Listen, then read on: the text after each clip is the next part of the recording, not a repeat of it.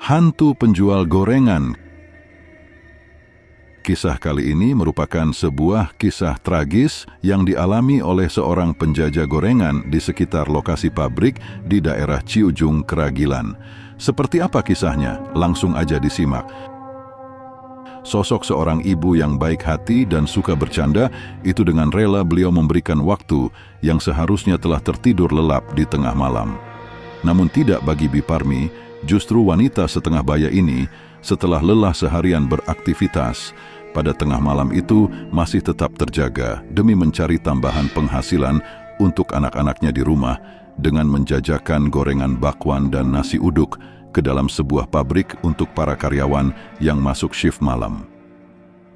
Hampir semua karyawan produksi tentunya sangat mengenali sosok Biparmi dan bahkan tak jarang kedatangan beliau dinanti oleh beberapa langganannya karena atas jasa beliau, para pekerja yang hendak istirahat malam tak usah repot jauh-jauh mencari makan keluar pabrik.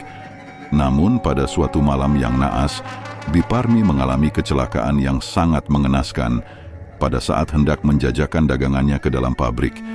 Entah dikarenakan mengantuk atau melamun, Biparmi tiba-tiba menyeberang jalan tanpa lihat kiri dan kanan. Naas bagi beliau, dari arah kanan melintas sebuah kendaraan roda 4 dengan kecepatan tinggi melaju menuju arah Serang dan brak! Isi bakul gorengan berhamburan di tengah jalan, meninggalkan Biparmi yang tergolek meradang maut tepat di depan gerbang pabrik yang hendak dimasukinya. Biparmi meninggal seketika di tempat kejadian dengan kepala pecah karena terlindas kendaraan tersebut. Namun pengendara yang malam itu menabrak Biparmi sungguh dengan tega, meninggalkan jasadnya begitu saja karena kendaraan itu langsung tancap gas melarikan diri. Darah segar dari rengkahan kepala yang pecah membuat wajah Biparmi sulit untuk dikenali. Darah dari seorang pekerja keras itu menggenang segar di tengah jalan raya yang beraspal. Malam itu, di tempat kejadian perkara mendadak menjadi ramai. Beberapa warga dan security pabrik yang saat itu tengah piket ikut membantu petugas polisi jalan raya mengevakuasi jasad Biparmi yang kemudian dibawa ke rumah sakit terdekat. Setelah beberapa hari berlalu semenjak kejadian tragis kecelakaan yang sekaligus merenggut nyawa Biparmi, pada pergantian shift malam berikutnya, terlihat seorang ibu-ibu datang memasuki areal pabrik dengan membawa bakul dagangan. Namun anehnya, ketika sosok itu memasuki pabrik, para security yang tengah standby di depan pos utama, tak ada satupun yang bisa melihatnya. Singkat cerita, ketika para karyawan shift malam mulai beristirahat bergantian, seperti biasa mereka menjumpai sosok ibu-ibu yang tengah menjajakan gorengan bakwan dan nasi uduk di salah satu pintu gerbang gedung produksi. Tak ada yang aneh, banyak dari mereka membeli gorengan, bahkan memakan nasi uduk bungkusan ibu-ibu itu di tempat. Sebut saja 3 orang pemuda langganan yang sudah terbiasa membeli, Darmo, Warsito, dan Agung. Malam itu mereka baru masuk hari pertama shift malam, karena hari sebelumnya mereka bertiga libur. Seperti biasa mereka membeli gorengan bakwan dan nasi uduk bungkusan dan makan di tempat itu, bahkan sempat bercakap-cakap. Darmo, Bi, biasa nasi uduknya 2 bungkus, sama bakwannya 2, pakai sambal kacang ya. Biparmi, diam. Agung, Bi, kenapa? Kelihatannya lagi kurang sehat ya Bi, kok pucat amat nih malam? Biparmi hanya mengangguk saja. Agung, Darmo, Warsito, asik aja mereka mengobrol di situ sambil memakan nasi uduk dan gorengan bakwan yang masih anget. Setelah selesai makan, lalu mereka bertiga membungkus untuk temannya yang lain yang nitip pesanan. Setelah itu, ketika hendak beranjak masuk kembali ke dalam pabrik, mereka berucap, Warsito, biasa ya Bi, catat dulu, nanti akhir bulan lunas, hehehehehe. Biparmi, iya mas, tapi jangan lupa ya, kasih tahu yang lain juga, hutangnya semua dibayar lunas nanti. Saat Biparmi berkata seperti itu, mereka agak merasa janggal karena jarang sekali Biparmi berkata sangat serius sambil menegaskan agar akhir bulan hutang mereka dibayar lunas, karena biasanya juga paling bilang iya dan bahkan sering mengajak ngobrol atau setidaknya ketawa-ketawa. Namun justru malam itu sangat berbeda. Biparmi lebih banyak diam dan berucap pun terasa datar. Walau terasa aneh, Agung, Warsito, dan Darmo sama sekali tidak mengetahui kalau sebenarnya Biparmi sudah tiada.